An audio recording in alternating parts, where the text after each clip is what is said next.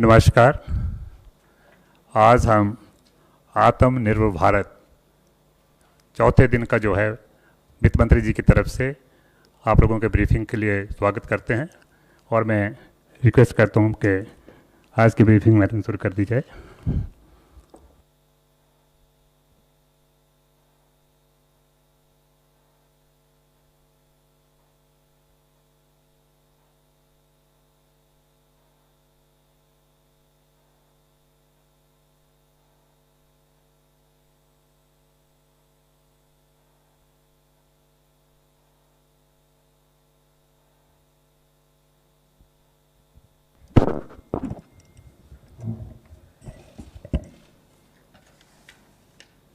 Namaskar.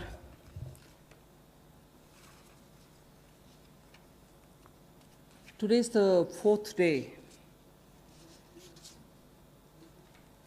where after the Prime Minister's address to the nation on building a Atmanirbhar Bharat,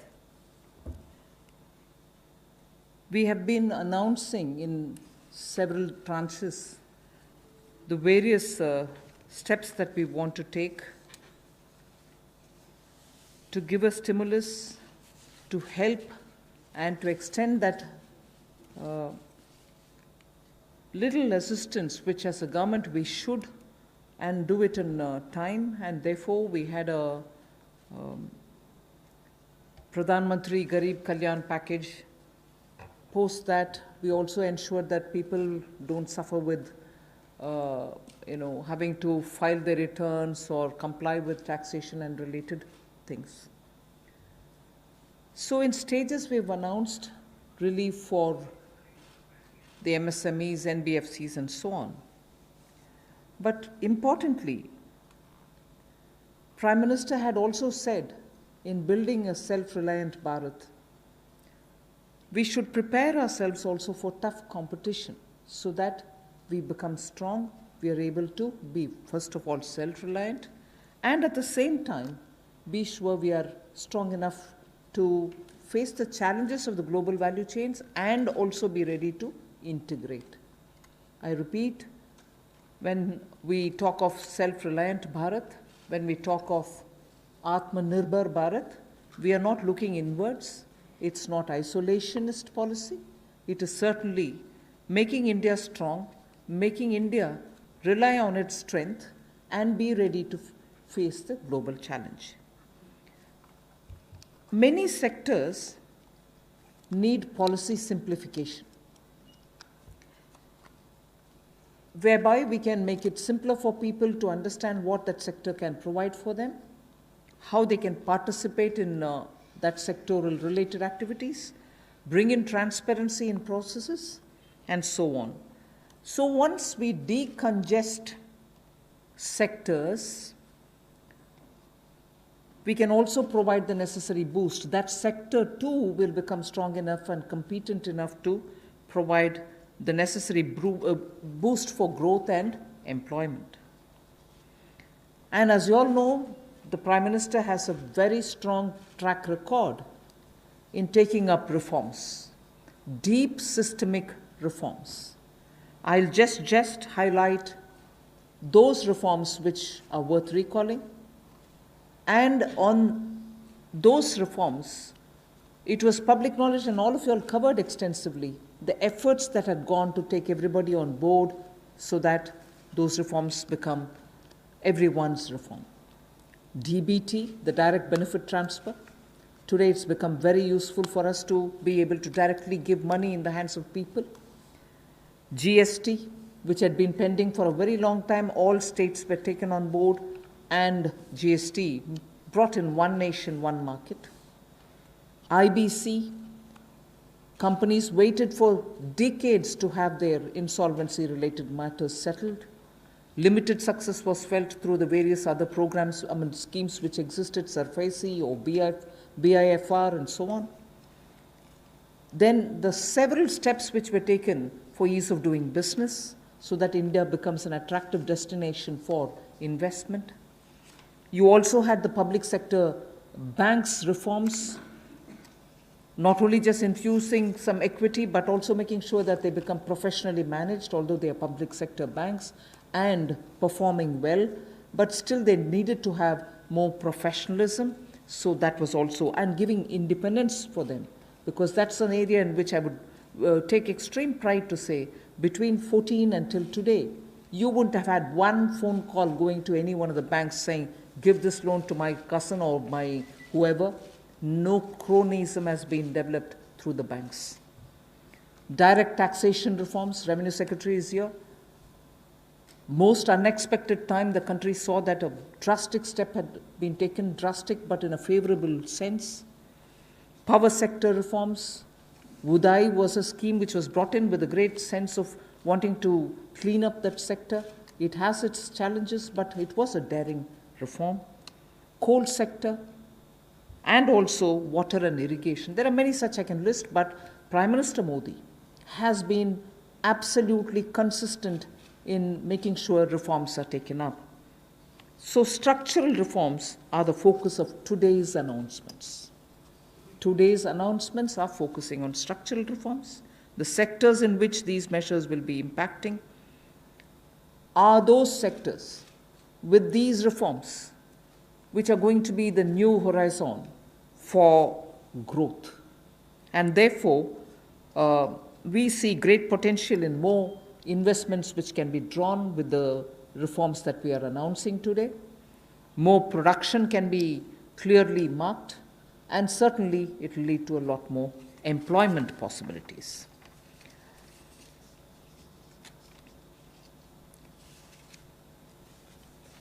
We can actually start off with some preliminary slides before I go into talking about today's announcements, which will explain all the steps that we've taken in the recent past to make sure that investment come into this country and also make India a far more business-friendly destination. Before I go into that, it is important for us to recall that steps which have been taken earlier have been announced variously at different times.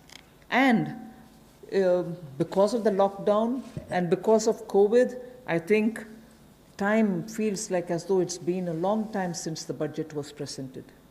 It was only presented on 1st February. And just as soon as the finance bill got passed, the parliament also had to very quickly close for the reasons of social distancing and so on. And just before February, we announced the National Infrastructure Investment Foundation, the fund that was launched. So, and therefore such steps have been taken. Clearly, these are the ones which are going to initiate a lot of things that we want to tell today, and also a lot of things that we want to do towards building an Atmanirbhar Bharat. So if we can go to the first slide.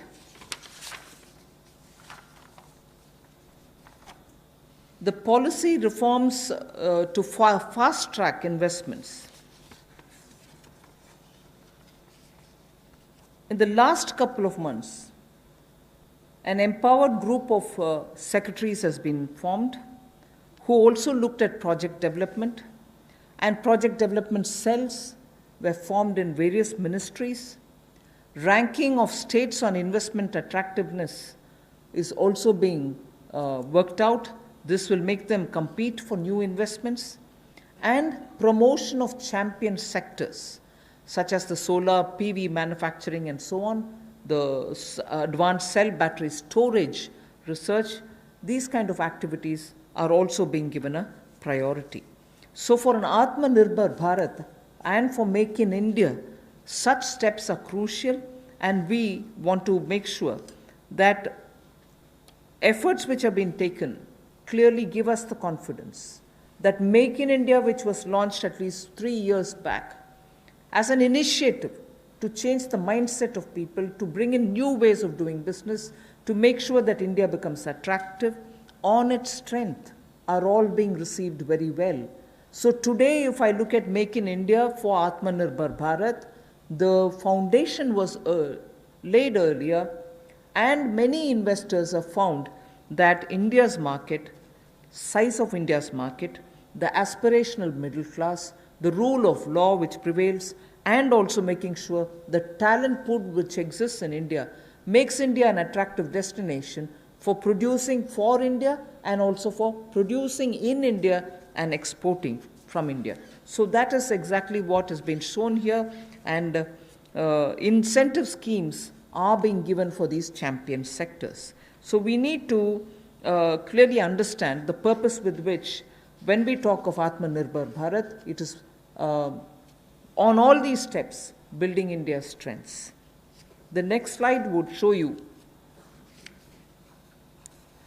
that attempts and also efforts have already started for upgradation of industrial infrastructure.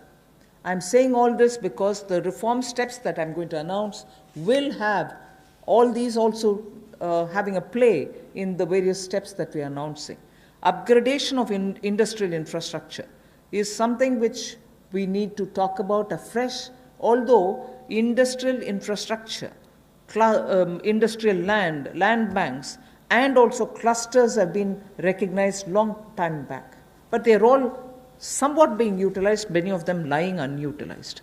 So now, using technology, we are making sure these land parcels are, through GPS, GIS mapping, are able to be identified, location cleared, their challenges being identified, common facilities which have to be created will all be done. 3,376 industrial parks and estates and SEZs have between them, have among them 5 lakh hectares, all of them mapped as industrial information system can map them for future use. So this will be a part of the portal which we'll be running, so that it will be available for any future potential investor to say, I know land exists there, we can go set up a business there. In the meanwhile, the state government working with the center is going to provide all the common facilities. So all industrial parks also will get ranked by 2020-21, so that we know what is the level of readiness that they have and how ready they are for competition. So with this said as a broad introductory statement, I just want to highlight the 8 sectors about which we are going to talk, where reforms are being brought in: coal, minerals, defense production. I read out separately the next 3, although they together contribute for flying, airports, and also aerospace related matters. Airspace management, airports, MRO, which is maintenance, repair, and overhaul. So those 3 all go over to the civil aviation area. Distribution companies in the union territories, power distribution companies in the union territories. Space sector, where ISRO and others have been flag bearers for India. Atomic energy. So 8 sectors, but I will be showing you about 10 to 12 slides, all of them explaining each one of these sectors in detail. नमस्कार। आत्मनिर्भर भारत की जो कल्पना माननीय प्रधानमंत्री जी ने हम सबके सामने रखी थी और 20 लाख करोड़ का पैकेज देश भर के लिए लाए थे, उसी कड़ी में आज चौथी प्रेस वार्ता में नए क्षेत्र कौन से हमारे विकास के लिए हो सकते हैं, उसको लेकर क्या बदलाव, क्या रिफॉर्म्स लाई जा सकती हैं, उसको लेकर आज हम आप सबके सामने आए हैं। क्योंकि माननीय प्रधानमंत्री जी ने कई बार पहले भी कहा है, रिफॉर्म, परफॉर्म, ट्रांसफॉर्म, और उसी दिशा में सबसे पहला कदम है रिफॉर्म्स लाने का।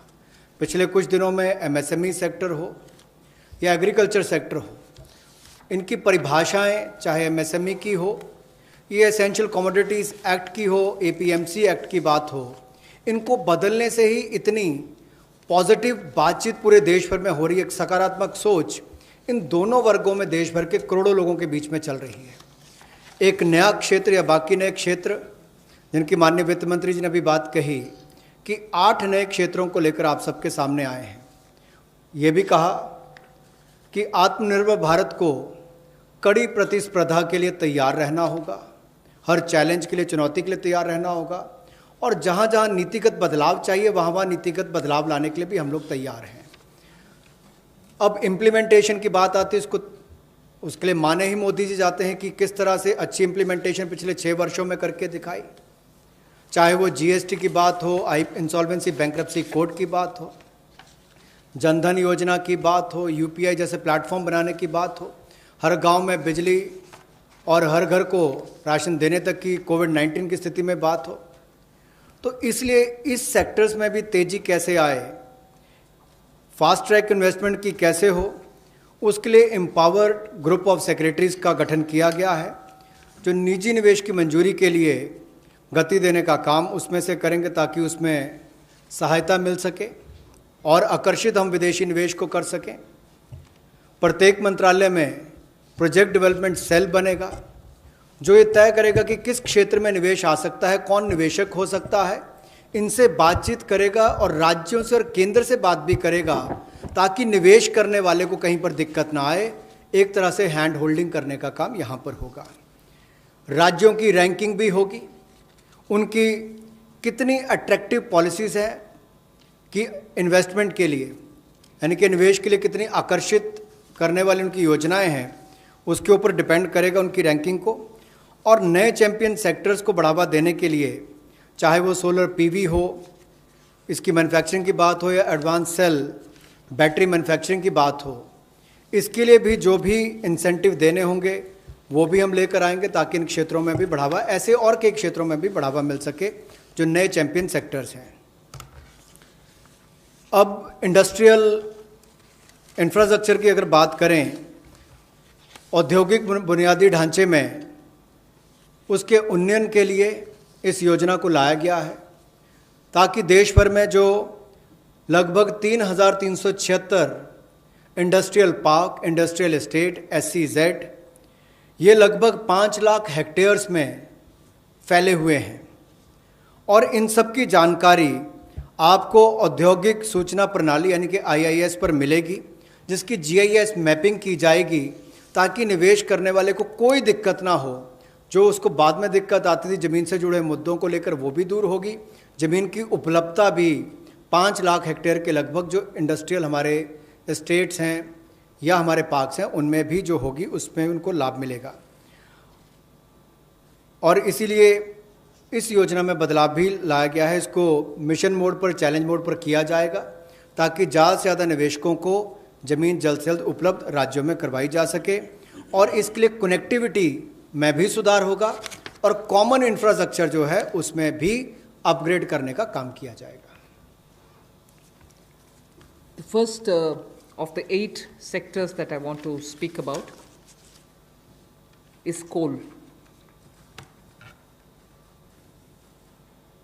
There are 4 slides all speaking about the various steps, but I will run through about all the 4, even though the sequencing may be a bit different. We are bringing in commercial mining in coal sector.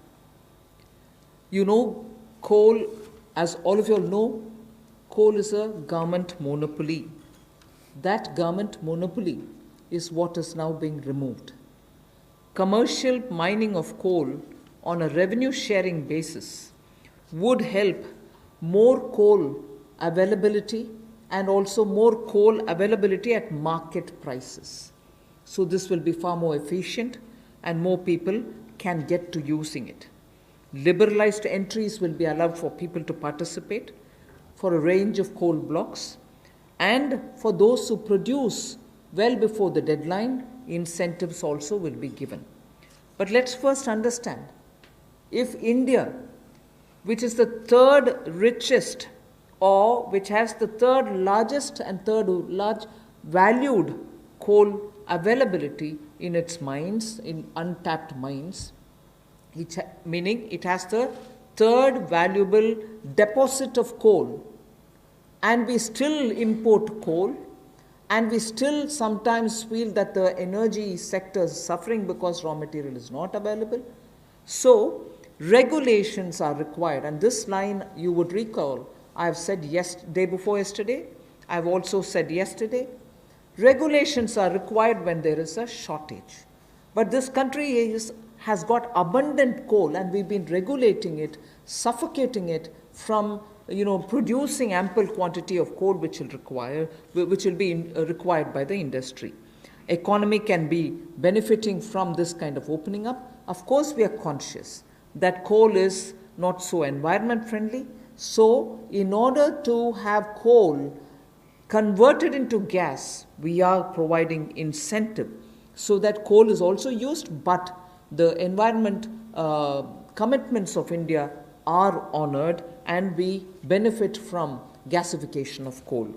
And also, the coal bed methane also will be auctioned so that these coal beds which are with Coal India but untapped also can benefit the country.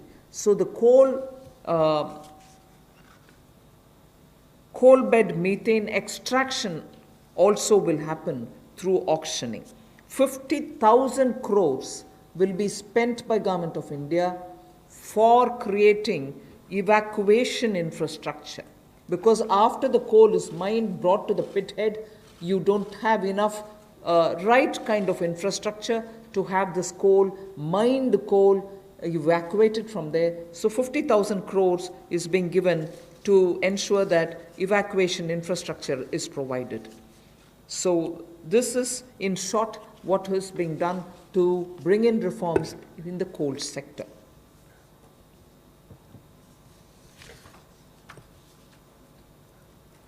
कोयला उत्पादन के क्षेत्र में आत्मनिर्भरता हमारी कैसे बने और केवल उतना ही कोयला बाहर से लाया जाए जिसकी आवश्यकता है, जो यहाँ पर उपलब्ध नहीं है। दुनिया के पहले 3 सबसे बड़े भंडारण क्षमताओं में जहाँ पर कोल ब्लॉक्स है, यानी कि जहाँ पर कोयला है, उसमें भारत आता है। उसके बावजूद हम शायद अपनी क्षमता का दोहन नहीं कर पाए जो हमारे पास उपलब्ध थी, और इसीलिए कुछ बदलाव इसमें किए जाएंगे ताकि इसमें जो प्रति टन पहले जितने रुपए मिलते थे उसकी बजाय अब राजस्व साझा करने की बात आएगी, उस पर जाया जाएगा। और जैसे पहले जो स्टील प्लांट चलाते थे, बिजली का उत्पादन करते थे, केवल उनको मिलता था। इसके लिए ओपन ऑक्शन भी होगी ताकि ओपन मार्केट में सेल कर सकें, ज़्यादा लोग इसमें आए, ज़्यादा इसका खनन हो सके, और इससे देश की अर्थव्यवस्था को और देश के उद्योग को भी बल मिलेगा। लगभग 50 ऐसे नए ब्लॉक्स खनन के लिए नीलामी पर आने वाले समय में उपलब्ध करवाए जाएंगे, और इसमें अपफ्रंट पेमेंट की सीलिंग होगी। कोई पात्रता के बड़ी कंडीशंस इसमें नहीं है इस तरह की, केवल उनको अपफ्रंट पेमेंट करनी है।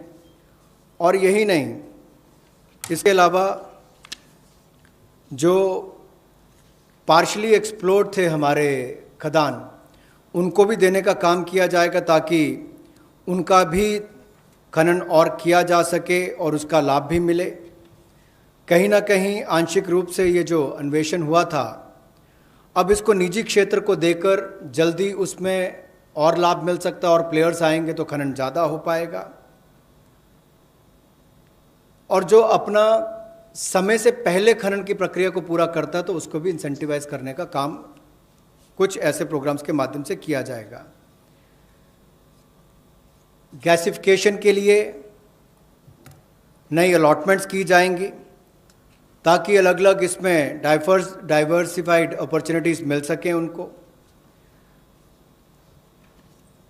रेवेन्यू शेयर में उनको रिबेट मिलेगा जो सक्सेसफुल कोल बिडर्स होंगे। और यही नहीं, इसके इंफ्रास्ट्रक्चर के डेवलपमेंट के लिए, आधारभूत ढांचे के डेवलपमेंट के लिए लगभग 50,000 करोड़ रुपया खर्च होगा।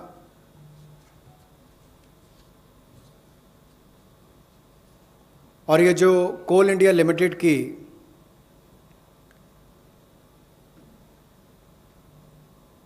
एनहांस्ड एवैक्यूएशन की हम बात करते हैं, एनहांस CIL जो कोल इंडिया लिमिटेड की जो खदानें हैं, उसके लिए भी कोल प्रोडक्शन प्राइवेट ब्लॉक्स को दी जाए, उसके लिए भी इसमें अवसर उपलब्ध होंगे।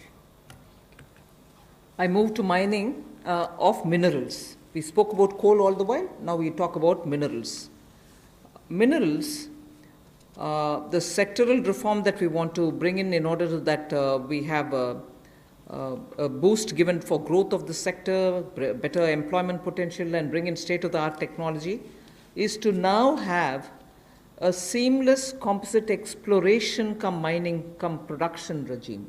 Earlier, somebody was doing the exploration, someone else had to again come and undergo the whole process of auction, bids and so on to start the mining, and then once the mining activity starts, the production is subsequent. All these were dealt with in separate silos. So now what is being suggested is to, for ease of everybody participating and also the stakeholders, a seamless composite exploration come mining come production regime is being brought in. So there is no uncertainty for somebody who invests a big quantum of money for exploration whether he'll be able eventually to even to mine the mineral. So that system is going to make it easy. 500 mining blocks would be offered through this open, transparent mechanism. And if I take the example of aluminium, the way in which things had happened, the prevailing by the prevailing setup, if somebody wants bauxite, which is a necessary raw material for aluminium, he had to go for an auction for bauxite. And then he would realize that he doesn't have enough power to generate, or power supply is erratic. Then he would turn around saying, can I have some coal from somewhere? If he doesn't get it, or if he doesn't have enough power supply, he ends up sitting with the raw material but not being able to produce aluminium. So many such people had left this country and gone and invested elsewhere because of these mismatched policy.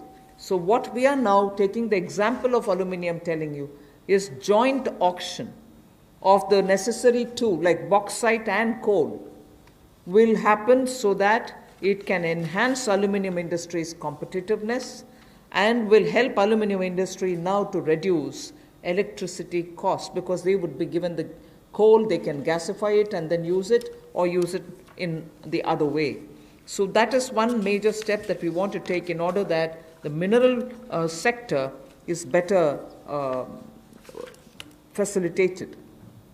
And then we would also like to remove the distinction between captive and non-captive mines.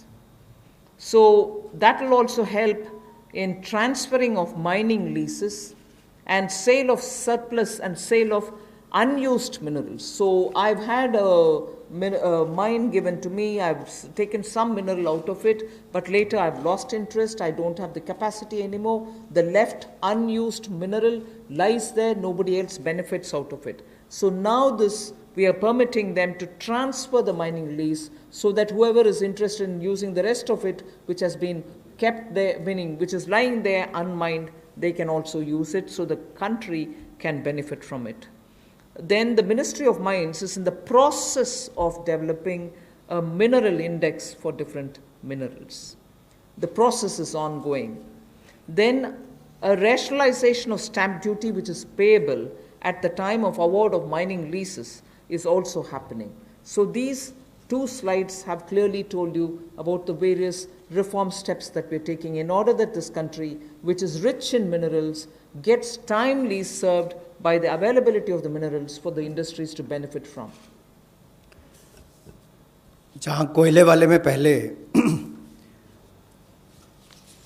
Partially explored blocks, इनकी भी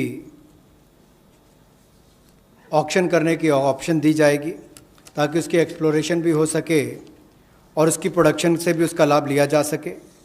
इसमें private sector की participation को बल मिलेगा और इससे इस क्षेत्र को बढ़ावा मिलेगा।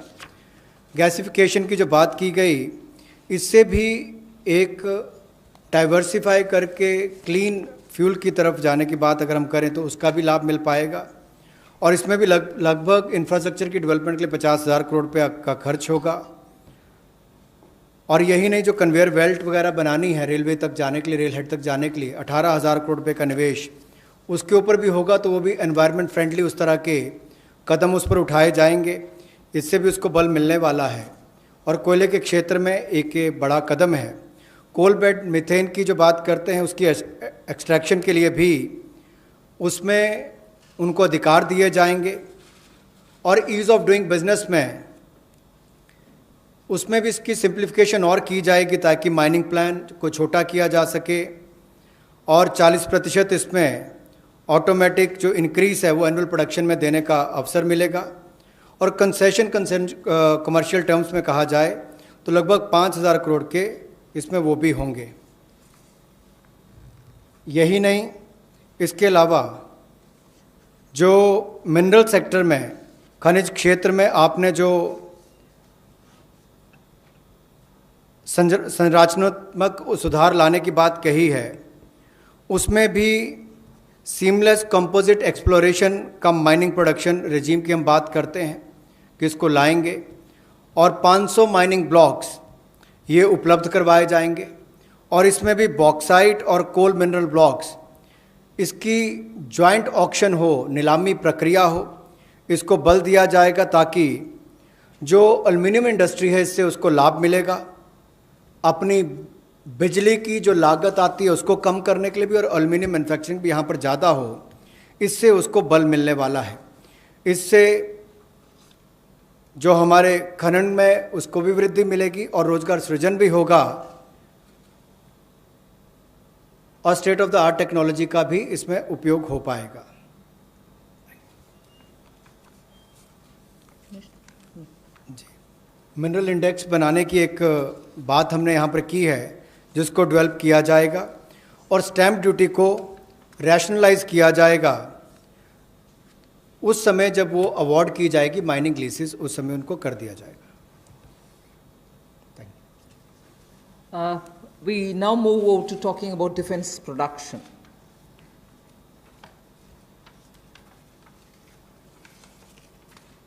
Make in India and self-reliance have now, as I said, become a partner in the sense of for self-reliance, Make in India is absolutely necessary.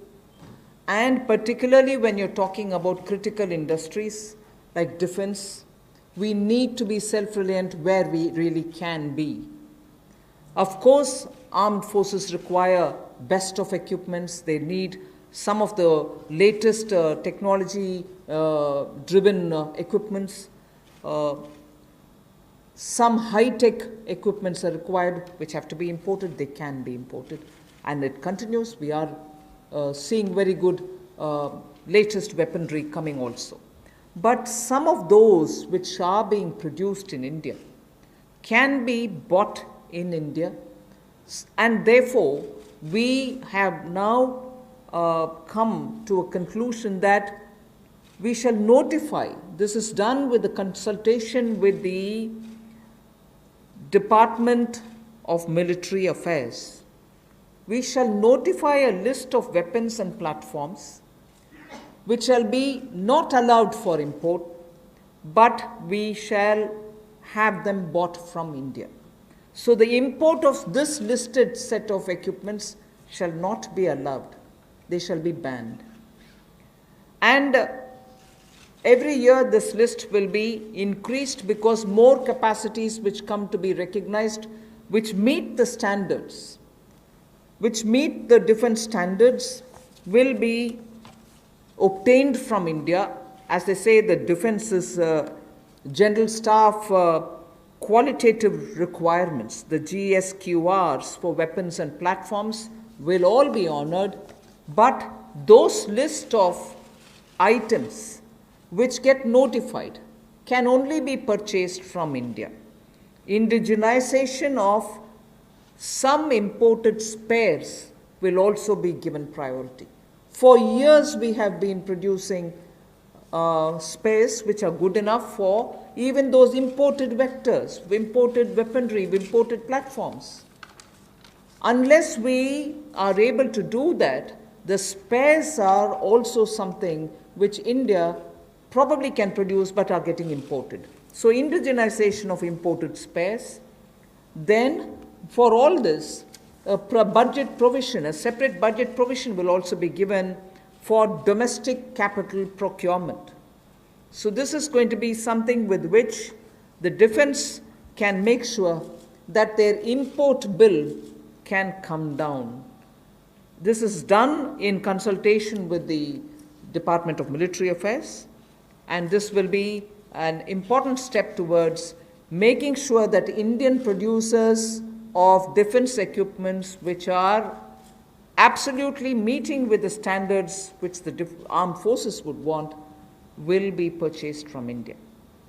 The next step in defense production related reform is to improve the autonomy, accountability, and efficiency in ordnance supplies which are being made by the ordnance factories. And for this, we intend to corporatize ordnance factory boards. I like to emphasize here, corporatization is not privatization. It doesn't mean that the ordnance factory boards are going to be privatized. No, they're not being privatized. But corporatized they will be. We want them to be better managed. We also eventually hope that they will get listed in the stock market.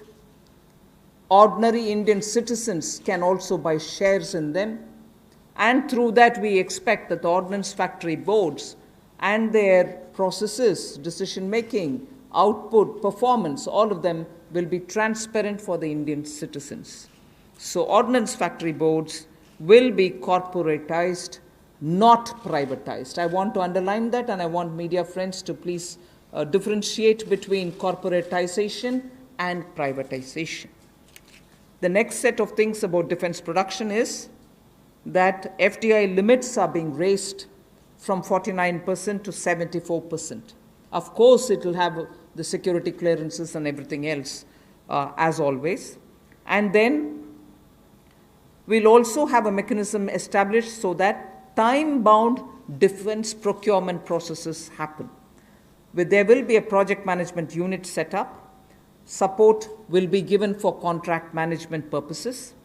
Then as I said earlier, a realistic setting for the General Staff qualitative requirements, the GSQRs as they're known, of weapons and platforms will be made, because sometimes unrealistic quality requirements are established and quite a lot of time is spent in searching for suppliers who will meet all those requirements. You end up with just one supplier, and just buying it from one supplier is not permitted, and then you do the entire circle all over again. So realistic setting of qualitative requirements is something on which we'll place emphasis, and above all, overhauling of the trial and testing processes. Yes, we understand India is a country which has different climatic and geospatial requirements, tropical, coastal, Himalayan, high altitude, and everything else. But we still need to be far more efficient in trial and testing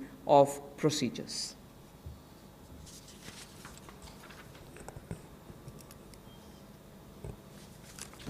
रक्षा उत्पाद में आत्मनिर्भरता लाने के लिए make in India को बल देना बहुत आवश्यक है, और पिछले 3 वर्षों में बहुत सारे क्षेत्रों में भारत में इस दिशा में कदम उठाए गए, और रक्षा उत्पाद के लिए मेक इन इंडिया को बल देना और आत्मनिर्भरता लाना इस दिशा में कदम है। वेपन्स की लिस्ट को नोटिफाई किया जाएगा, प्लेटफॉर्म्स की लिस्ट को नोटिफाई किया जाएगा, और उन पर बैन लगाया जाएगा इंपोर्ट के लिए। हर साल इसके लिए अलग अलग टाइमलाइंस आती जाएंगी, ताकि वर्ष प्रति वर्ष भारत में हथियारों का उत्पादन यहीं पर हो और हम विदेशों पर कम निर्भर रहें। उस दिशा में एक कदम है। जो पुर्जे भी हमें इंपोर्ट करने पड़ते हैं, उसमें भी कमी लाने के लिए उनकी मैन्युफैक्चरिंग यहीं पर हो, भारतीय कंपनियों में उनका निर्माण हो, यहीं पे भारत में हो। और यही नहीं, इसके लिए सेपरेट बजट का प्रावधान भी किया जाएगा, जो डोमेस्टिक कैपिटल प्रोक्योरमेंट है उसके लिए। और इससे हमारे डिफेंस इंपोर्ट बिल में भी एक भारी कटौती होगी, लेकिन जिसका सीधा लाभ भारत में बनाने वाली उन कंपनियों को मिलेगा जो हिंदुस्तान के सैन्य की एक आपूर्ति करेंगी। और इसी दिशा में ऑटोनॉमी लाने के लिए और ज़्यादा जवाबदेही अकाउंटेबिलिटी तय करने के लिए और कामकाज में एफिशिएंसी लाने के लिए ऑर्डिनेंस सप्लाईज जो हैं, जो हमारी कॉरपोरेशन हैं, जो हमारे ऑर्डिनेंस फैक्ट्रीज़ हैं, उनका कॉरपोरेटाइजेशन यानी कि निगमीकरण करने की हम बात कर रहे हैं। और निगमीकरण और निजीकरण में बहुत अंतर है। ऑर्डिनेंस फैक्ट्री बोर्ड का निगमीकरण होगा ताकि उनके कामकाज में और सुधार हो, बेहतर प्रोडक्ट बन सकें, सेना को और अच्छे हथियार मिल सकें, दुनिया भर के देशों पर हमारी निर्भरता कम हो, हिंदुस्तान के अंदर और रोज़गार पैदा हो सके, कंपनियों को लिस्टिंग कराकर उनकी भी क्षमता बढ़ाने का काम किया जा सके, कुल मिलाकर पारदर्शिता और बेहतर प्रदर्शन की ओर हम आगे बढ़ सकें। इसलिए निगमीकरण करना बहुत आवश्यक है। इसलिए ऑर्डिनेंस फैक्ट्री बोर्ड का निगमीकरण किया जाएगा। और दूसरा रिफॉर्म्स, जहां एफडीआई लिमिट है डिफेंस मैन्युफैक्चरिंग के क्षेत्र में, वो स्वचालित प्रत्यक्ष विदेशी निवेश के लिए 49% से बढ़ाकर 74% कर दी जाएगी। यानी कि automatic defence route, automatic FDI का जो रूट है उसके लिए 49% से 74% उसको कर दिया जाएगा लिमिट को। और time bound defence procurement process हमारा हो, इसके लिए त्वरित फैसले लेने का भी काम किया जाएगा। अनुबंध प्रबंधन के लिए प्रोजेक्ट मैनेजमेंट यूनिट का गठन किया जाएगा। और जो GSQRs हैं वेपन्स और प्लेटफॉर्म्स की, उसको भी व्यवहारिक बनाने का काम किया जाएगा। और जो हमारे प्रशिक्षण की प्रक्रियाएं हैं जिसमें बहुत लंबा समय, कई बार वर्षों तक लग जाते हैं, उसका जीर्णोद्धार भी किया जाएगा ताकि उसमें कम समय लगे और जल्दी प्रोक्योरमेंट करने का, ताकि टेस्टिंग समय पर हो जाए, ट्रायल्स हो जाए और हम समय पर उनका ऑर्डर कर सकें। The next three relate to civil aviation. I'll be fairly speedy about them. One relates to airspace management.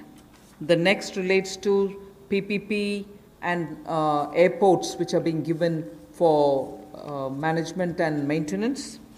Then MRO hub. The three are put together relating to civil aviation. The first is the airspace management. Just to give you a background, only about 60% of the Indian airspace is freely available. And that's because airspace is fairly restricted for its use for civil purposes and defense purposes. This means that all these years, all these decades, we have been flying to some most destinations, not through the shortest route, but slightly longer routes, which means you're having more time in the air. This actually has to be rationalized. Optimum utilization of airspace is best, because after all the fuel spent is also something which we import. Huge bill goes for that. Finally, the customer ends up paying more price for the flying, and for pilots it's a extra hour of flying or half an hour of flying.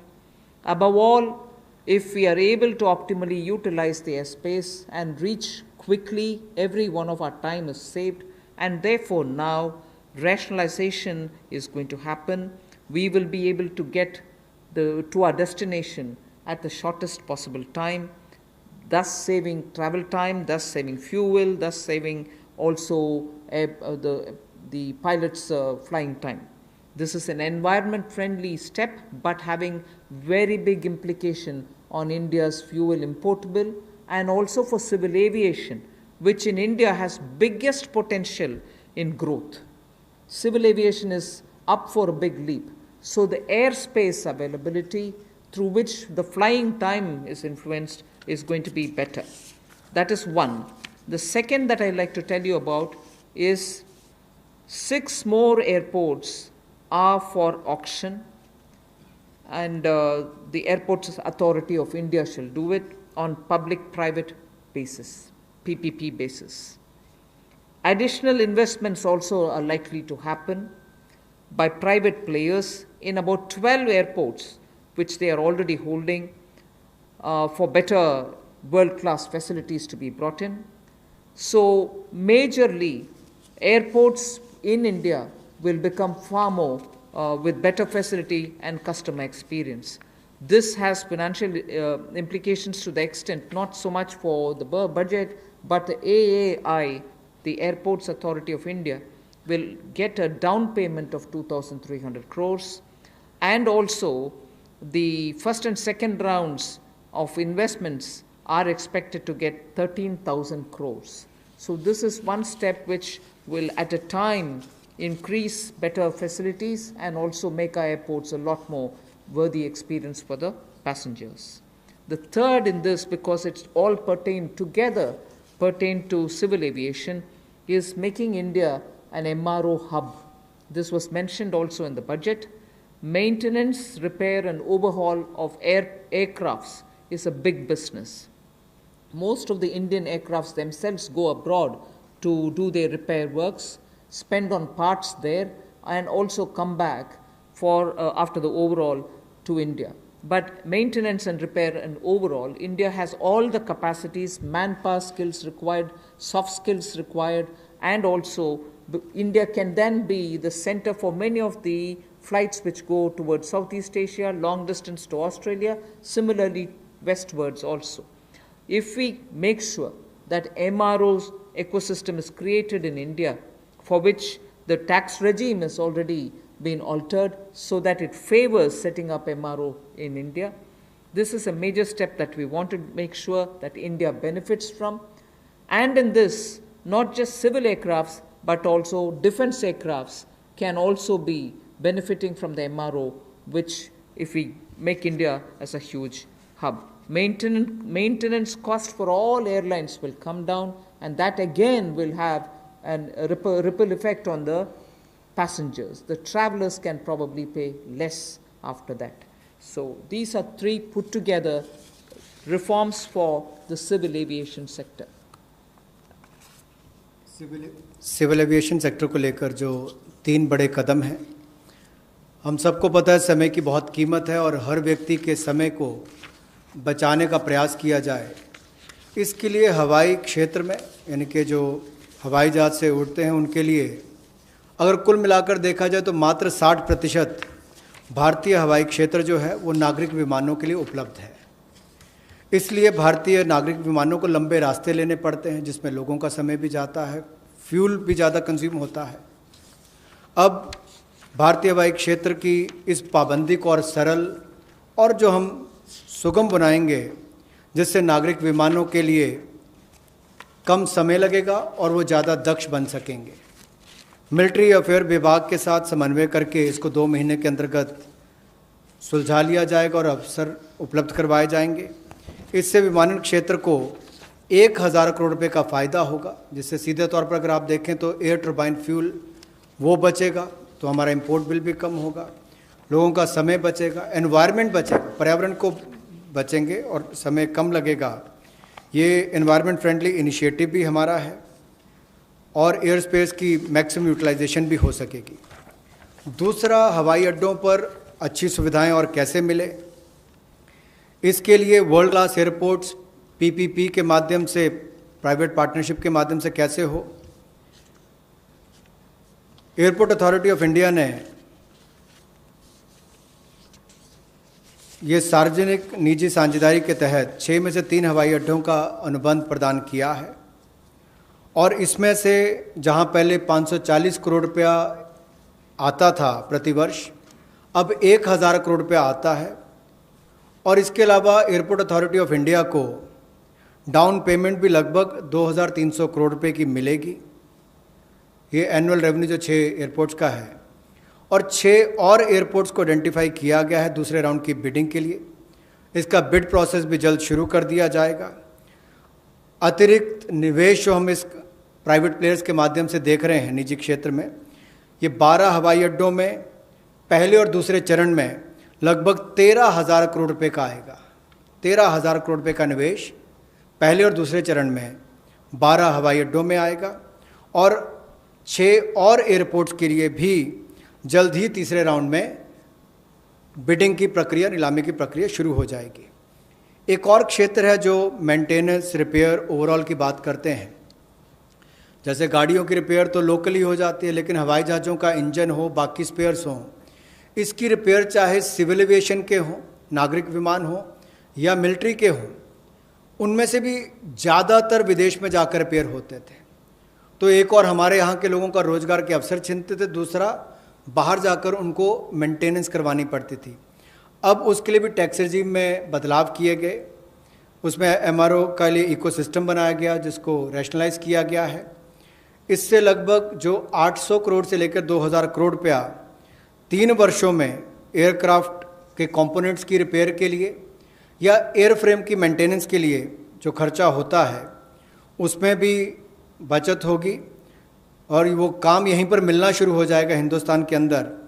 और जो major engine manufacturers हैं वो भी अपने engine repair facilities को यहाँ पर भारत में लानी शुरू करेंगे और डिफेंस और सिविल सेक्टर को कन्वर्ज करके भी हम लोग इस सेक्टर को बढ़ावा दे सकते हैं। उस दिशा में कदम उठाए जाएंगे ताकि जो कॉस्ट है एयरलाइंस की या हमारे डिफेंस की वो भी कम आए, उस दिशा में कदम है। I move to talking about the next reform step. The power distribution companies in union territories shall be privatized. And that is likely to be also, it will be in line with the tariff policy which is soon to be announced. The tariff policy reform will of course talk about consumer rights. The inefficiencies of DISCOMs will not become a burden on consumers. DISCOMs will ensure adequate power. The standard of service that they provide will improve, and they will promote industry better by providing open access. Sustainability is an issue with power sector. We want to be sure that timely payments to the GENCOs happen. You are aware that 90,000 crores have been given this time because DISCOMs were not able to pay or service their dues to the GENCOs. Such disruptions or ups and downs should be avoided, and DBT also for subsidy receiving beneficiaries will be given directly, and smart prepaid meters will be set up, about which I had mentioned in the budget also. So tariff policy coming into place will also see one more major step, in that in the union territories we shall make sure that the DISCOMs are privatized. Suboptimal performance of power distribution and supply can never be in favor of the customer. So that is as regards power sector reforms.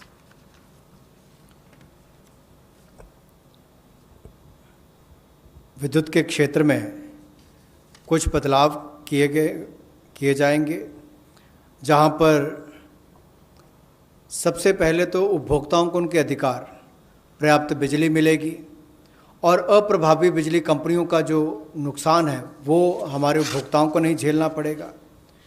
Discoms को पर्याप्त बिजली उपभोक्ता को उपलब्ध करवानी पड़ेगी, load shedding करने वाले को पेनलाइज किया जाएगा। दूसरा, इंडस्ट्री को बल मिलेगा, उद्योग को बढ़ावा मिलेगा, इससे क्रॉस सब्सिडी में कमी आएगी, विद्युत उत्पादन को बढ़ावा मिलेगा और जो विद्युत उत्पादन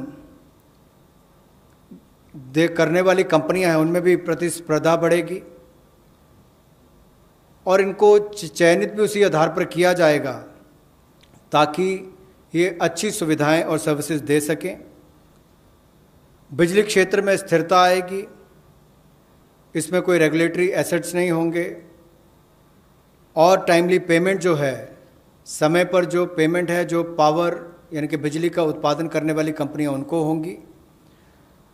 डीबीटी का लाभ हमने बहुत सारी योजनाओं में देखा है कि किस तरह से माननीय मोदी जी की सरकार ने बहुत सारी योजनाओं को अब डायरेक्ट बेनिफिशियरी ट्रांसफ़र के रूप से सीधा उपभोक्ता के खाते में पहुंचाने का काम किया, जिसमें उपभोक्ताओं को बहुत लाभ मिला। तो यहाँ पर भी सब्सिडी डीबीटी के माध्यम से और स्मार्ट प्रीपेड मीटर्स लगाने का काम किया जाएगा, ताकि किसी के साथ कोई धोखाधड़ी ना हो सके और उसका भी लाभ मिलेगा। इसके साथ साथ जो वितरण है बिजली का, वो यूनियन टेरिटरीज़ में उसको प्राइवेटाइजेशन करने के लिए, निजीकरण करने के लिए कदम उठाए जा रहे हैं। इस पे जो सब ऑप्टिमल परफॉर्मेंस इनकी पावर डिस्ट्रीब्यूशन कंपनीज़ की आ रही है और जो सप्लाई में भी कमी रहती है उसमें भी सुधार होगा। और इसमें जो पावर डिपार्टमेंट और यूटिलिटीज़ हैं, यूटीज़ में, इनका निजीकरण किया जाएगा। इससे बेहतर सर्विसेज को बल मिलेगा, जैसा मैंने अभी आपको कहा। और यही नहीं, हमारी पावर डिस्ट्रीब्यूशन में भी एफिशिएंसी और आएगी और एक मॉडल के रूप में हम इसको देश भर के लिए खड़ा करके देंगे। सबसे पहले इनको यूनियन टेरिटरीज़ में खड़ा किया जाएगा और मुझे पूर्ण विश्वास है बाकी राज्य इन मॉडल्स को देखकर अपने अपने राज्यों में सुधार करने के लिए भी भविष्य में आकर्षित होंगे। The next is on social infra projects. For creation of social infrastructure projects, which are like hospitals, because India needs a ramp up on social infrastructure, government has made a provision for 8,100 crores, that will be the total outlay, which will be going in the form of viability gap funding. So, in general, for most projects which are supported by government or states or the statutory bodies, 20% is what is given as viability gap funding. But in this case of social infrastructure, government has decided to give 30% viability gap funding.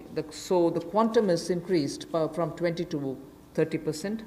Through this, we expect that the urgent requirement for social infrastructure all over the country is not just going to be developed by government, but also private enterprises will come in because of this viability gap funding which we want to provide, and that is an increased viability gap funding. सामाजिक बुनियादी ढांचे में निजी क्षेत्र के investment को बल देने के लिए कुछ बदलाव उसमें किए गए वायबिलिटी गैप फंडिंग में। और आपने देखा होगा कोविड-19 के समय भी कि स्कूल, अस्पताल, ऐसे हमारे जो क्षेत्र हैं जिनका बुनियादी ढांचे में और सुधार चाहिए, उसके लिए बल मिले। इसके लिए थोड़ा बदलाव किया गया है कि 30% केंद्र और 30% जो है हमारा राज्य सरकारें उसमें वायबिलिटी गैप फंडिंग के रूप में देंगी। इससे इस क्षेत्र को बल मिलेगा, लेकिन बाकी सेक्टर्स में 20% ही रहेगा। और इसमें कुल मिलाकर सामाजिक बुनियादी ढांचे के इस सेक्टर के वायबिलिटी गैप फंडिंग के लिए लगभग 8100 करोड़ रुपए का आउटले किया गया है और इन प्रोजेक्ट को राज्य और केंद्र की सरकारें प्रपोज करेंगी। The last two reform steps that I want to announce relate to space and space. The next one relates to atomic energy. First, in space, you know that India has had the benefit of an extraordinary institution such as the ISRO. ISRO has brought the nation a lot of laurels. However, today, private sector is also doing a lot of work in the space arena. A lot of individuals and startups have spent a lot of time developing space-related technologies. Unfortunately, because of the Indian regulations, they are even unable to use ISRO's available facilities for even testing their products. So what we want to do now, in order to provide level playing field for private companies, satellite launches and space-based services, we will make a provision for them to benefit from the assets which are available with the ISRO and for India to benefit from it. We'll also provide predictable policy and regulatory environment for private players. We want them to be co-travelers with us, and therefore private sector is being encouraged. And also for future projects for planetary explorations and outer space travel, it will also be open for private sector. So in short, private sector is being given a good access to this space area where both government and private sector can work for a better Atmanirbhar Bharat. Another important aspect is there's a lot of geospatial data in India for Indians, particularly like startups which are looking at doing a lot of irrigation work, drought-prone area development work, groundwater work. They don't most often get the data within India. They go getting it from abroad, data about India, paying through their nose for some good work that they do for India itself. So a liberal geospatial data policy is something which we like to work, and we want to provide remote sensing data to tech entrepreneurs, but of course with a lot of sense of caution, because this is a very sensitive area. We want to also give the benefit and the advantage to the Indian startups who are also doing pioneering work. अंतरिक्ष के क्षेत्र में भारत ने बहुत अच्छा काम पिछले कुछ वर्षों में किया है। अब इस क्षेत्र में निजी क्षेत्र भी किस तरह से सहभागी हो, कैसे वो भागीदार बने और उपलब्धियों भरा आने वाला समय हो, इसके लिए अंतरिक्ष क्षेत्र की गतिविधियों में प्रतिपादक वृद्धि लाने के लिए निजी क्षेत्र की भागीदारी को बढ़ाने का अवसर दिया जाएगा, ताकि प्राइवेट कंपनीज़ को भी बराबरी का एक तरह से अधिकार, जैसे लॉन्च करने की बात हो या सैटेलाइट्स की बात हो या अंतरिक्ष क्षेत्र से जुड़ी हुई सेवाएं देने की बात हो, चाहे कम्युनिकेशन सैटेलाइट से बाकी हो, अनुमानित नीति लाकर हम अंतरिक्ष क्षेत्र में एक बड़ा सुधार लाएंगे। और यही नहीं, निजी क्षेत्र की कंपनियों को इसरो की सुविधाएं या जो एसेट्स हैं उनको इस्तेमाल का प्रावधान करेंगे, ताकि वे अपनी क्षमता बढ़ा सकें और उपलब्धियों भरा हमारा आने वाला समय अंतरिक्ष के क्षेत्र से जुड़ी हुई, चाहे वो सेवाएं हो या खोज हो, उससे जुड़ने के लिए हो। भविष्य में चाहे वो ग्रहों की खोज की बात हो या बाहरी अंतरिक्ष यात्रा जैसे प्रोजेक्ट्स हो, इनमें भी निजी क्षेत्र आगे बढ़कर आए, ऐसा हमारा प्रयास रहेगा। उदार जियोपॉलिटिकल डाटा पॉलिसी हम लेकर आएंगे रिमोट सेंसिंग डेटा के लिए, ताकि टेक्नोलॉजी एंटरप्रेन्योर्स, विशेष तौर पर स्टार्टअप्स जो इस पर काम करते हैं, उनको विदेशी कंपनियों पर निर्भर ना रहना पड़े, वो इस दिशा में बड़े कदम उठा सकें। इस दिशा में कदम उठाए जाएंगे और पॉलिसीज़ पर लाई जाएंगी। The last step for today under the set of reforms that we are announcing is related to atomic energy related reforms. There shall be a research reactor in PPP model which will be established only for the production of medical isotopes. Now, medical isotopes are increasingly used in cancer treatment. In fact, India has earned a lot of goodwill from very many countries which had India supply them these isotopes. So, absolutely for promoting welfare of humanity through affordable treatment for cancer and other diseases, we shall be establishing a research reactor in PPP mode, and that will produce medical isotopes. The next is establishing facilities in, again, PPP mode. Atomic energy is completely with the government, but here are the ways in which we are bringing in the PPP mode, establishing facilities in PPP mode to use irradiation technology, the radiation technology, for food preservation. Radiation technology, as you know, at one point in time the government also was discussing it, and a lot of you all were asking us questions. in crops which are like perishable crops like onions, most often when there is a good crop, because of its short shelf life, they are normally sold at a absolutely low price, or they are left to rot. Whereas when you use radiation technology, we are able to provide it the necessary qualities with which it can be stored for a longer time. Shelf life of perishable goods like onions can be improved and longevity given. This is something on which technology development cum incubation centers being established now will also set up a kind of synergy between research facilities and tech entrepreneurs who can develop such technologies which will be used for very many daily use matters such as vegetables and fruits preservation and so on.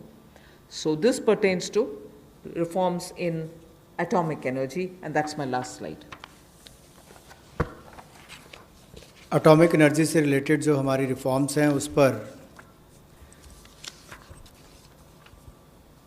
जो cancer के क्षेत्र में भी भारत ने दुनिया भर में दवाइयाँ देने का काम हो या कोविड-19 के समय भी दुनिया भर के देशों को यहाँ से फार्मा सेक्टर ने जो दवाइयाँ भेजी, उसमें और आगे हम क्या कर सकते हैं। मेडिकल आइसोटोप्स का उत्पादन करने के लिए पीपीपी मोड में रिसर्च रिएक्टर्स का स्थापना करेंगे और इससे मानवता की सेवा को और बल मिलेगा। और भारत में जो कोविड-19 के समय हो या कैंसर की ट्रीटमेंट के लिए भी इससे पहले लगातार दुनिया भर के देशों को यहाँ से मेडिसिन्स देने का काम किया हो, उस दिशा में भी हम कदम आगे बढ़ा सकें। पीपीपी मोड में जहाँ फैसिलिटीज़ देने की बात है, वहीं पर पिछले कल हमने कहा था टॉप से टोटल, टोमेटो, ऑनियंस, पोटैटो से टोटल यानी कि सभी सब्जियों के लिए 500 करोड़ रुपए का जो हम प्रावधान 6 महीने के लिए लेकर आए थे कि पेरिशेबल गुड्स सड़गल ना जाएं, उनको भंडारण की क्षमता हो, तो उस दिशा में भी और काम हो सके और फैसिलिटीज़ बना सकें। तो उसी लिए ये पीपीपी मोड में एकीकृत खाद्य संरक्षण केंद्र हम लोग विकिरण टेक्नोलॉजी यानी कि इरेडिएशन टेक्नोलॉजी के माध्यम से बनाएंगे ताकि हमारे कृषि क्षेत्र को भी इससे बल मिल सके और भंडारण की क्षमताओं को भी इसका लाभ मिल सके।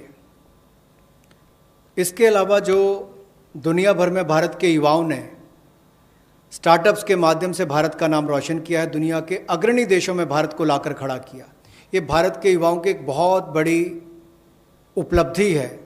उसी दिशा में ये स्टार्टअप के रोबस्ट इकोसिस्टम को हम न्यूक्लियर सेक्टर के साथ जोड़ने जा रहे हैं ताकि टेक्नोलॉजी डेवलपमेंट कम इंक्यूबेशन सेंटर्स को सेटअप किया जा सके, इनकी सिनर्जी हो हमारे रिसर्च फैसिलिटीज़ और टेक्नोलॉजी एंटरप्रेन्योर्स के बीच में। एक बहुत बड़ा कदम है इस दिशा में कि एक नया क्षेत्र हमारे देश के युवाओं को अपनी प्रतिभा दिखाने के लिए मिलेगा। स्टार्टअप्स के माध्यम से उन्होंने दुनिया भर में भारत का नाम रोशन किया है, उससे बल मिलेगा और निश्चित तौर पर इससे आगे बढ़ने के अवसर मिलेंगे। और वहीं पर टॉप से टोटल में हमें टेक्नोलॉजी का लाभ भी किसानों के लिए और भंडारण क्षमता के लिए मिलेगा। बहुत बहुत धन्यवाद। धन्यवाद। Friends, we can take some questions, otherwise 12.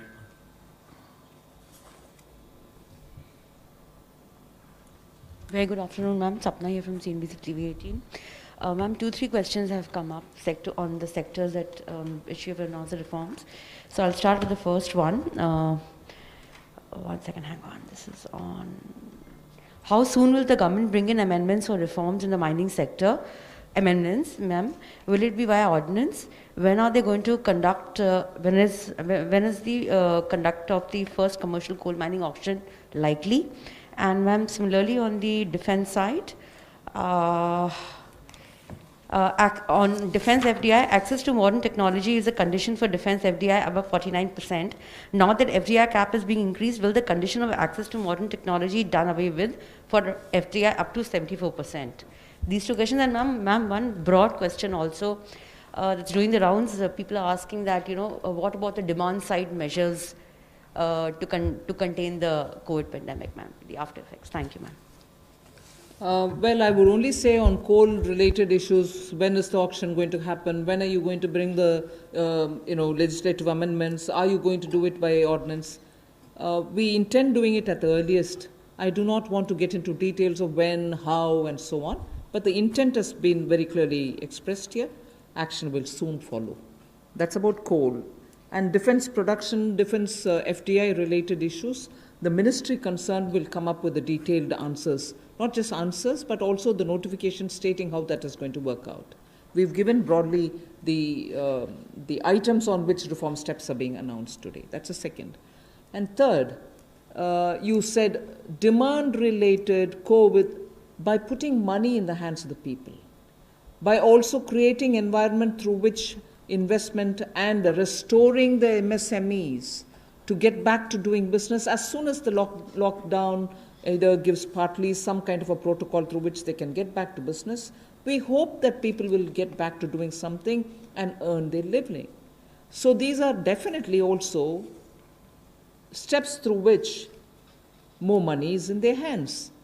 I know I'm talking again about refunds, which is their money, people's money, but that is also being pushed out so soon instead of spreading it over the next couple of months so that people can have money in their hands again. Those taxation amounts which they have to pay, we are saying, all right, don't pay now, you pay later. That's money in their hands. So I can go on a bit like this. I'm not really indicating or saying I've done everything possible. We are trying to help people so that they can have money in their hands now, and that is definitely going to help in boosting demand. 114. Madam नमस्कार, महावीर सिंह बोल रहा हूँ PTI भाषा से। आपने किसानों के लिए हाल में कई घोषणाएं की हैं, किसानों को उनकी उपज का अच्छा दाम मिले, उनको अपनी पसंद के बाज़ार में माल बेचने की सुविधा मिले। सरकार कई चीज़ों के एमएसपी घोषित करती है, गेहूं, चावल, तिलहन, कई चीज़ों की एमएसपी हर साल घोषित करती है, लेकिन लगातार ये शिकायत मिलती है कि किसानों को एमएसपी नहीं मिलता है। अभी जैसे सरसों की फसल आ रही है, सोयाबीन की फसल आने वाली है, तो एमएसपी उनको नहीं मिलता है। एक आपका जो एनसीडीएक्स और ये वायदा बाज़ार चलते हैं, फॉरवर्ड मार्केट होती है, उसमें सब में दाम एमएसपी से नीचे बोले जाते हैं, नीचे चलते हैं। तो सरकार इसके बारे में क्या सोच रही है कुछ, कि उसमें फॉरवर्ड ट्रेडिंग होती है कि जून में ये रेट होगा, जुलाई में ये रेट होगा, सब एमएसपी से नीचे होता है। तो सरकार जब एक तरफ किसानों को ऊंचा दाम देने की बात कर रही है और दूसरी तरफ फॉरवर्ड मार्केट में दाम एकदम नीचे होता है, कैसे सरकार इसको किसानों को फ़ायदा पहुंचाएगी? एमएसपी जब सरकार देती है, मार्केट रेट से जब प्राइस गिर जाता है, उस समय उनको एमएसपी के द्वारा सरकार प्रोक्योरमेंट में जोड़ने में उनको सही दाम मिल पाएगा। अगर आप बोल रहे हैं एमएसपी नहीं दिया जाता है, ज़रूर वो स्टेट में हम पूछ सकते हैं कि क्या कुछ विषय है। सो मैं इससे ज़्यादा स्पेसिफिकली वो नहीं मिल रहा है, कहाँ नहीं मिल रहा है, ऐसे तर्क कर नहीं सकती हूँ। ज़रूर आपके इन्फॉर्मेशन जो भी इस राज्य सरकार का है, आप प्लीज़ हमें दे दीजिए। वे ज़रूर किसान को मदद करने के लिए जो करना है ज़रूर करेंगे। Last question 14. Ma'am, two things. Timsi this side from CNBC TV 18. Firstly, you referred today.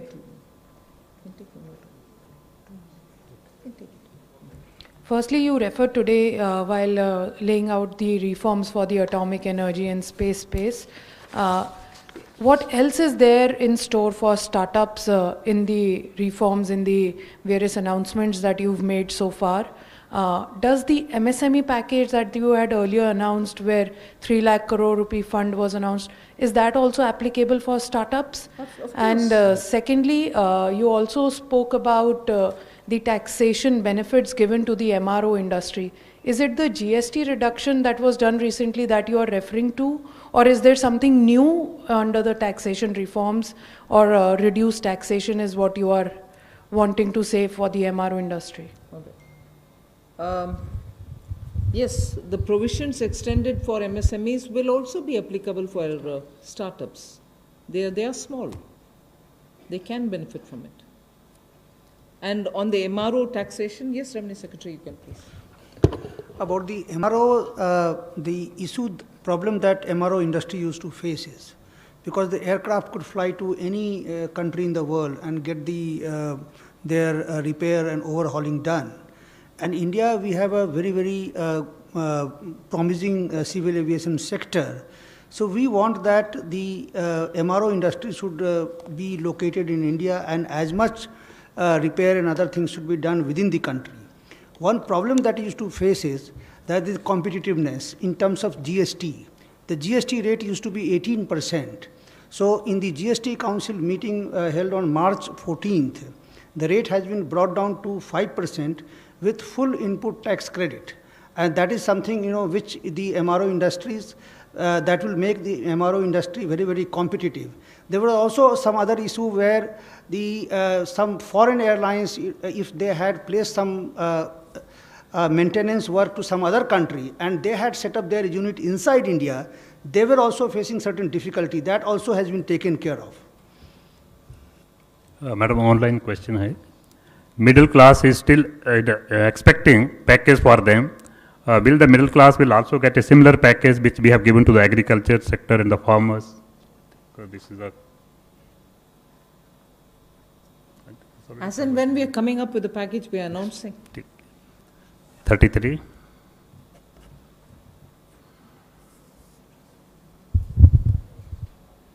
Ma'am, Sushil from ANI, ma'am. Ma'am, in the light of announcements for airline industry, will there be any direct help be given to struggling Indian private carriers too, ma'am?